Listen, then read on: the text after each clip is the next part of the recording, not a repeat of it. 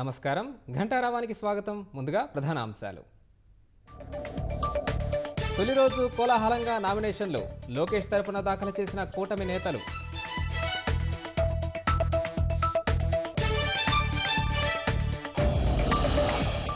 రాష్ట్ర వ్యాప్తంగా కూటమి నేతల ప్రచారాల జోరు. సూపర్ 6 పథకాలను వివరిస్తున్న నటుడు హైపరాది.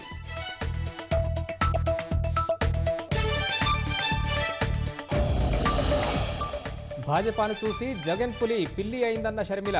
వైకాపా పాలనలో ఒక్క హామీ నెరవేరలేదని ధ్వజం.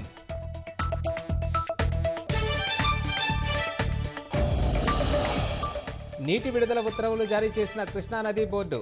5.5 టీఎంసీల సాగర్ జలాల వినియోగానికి ఏపీకి అనుమతి.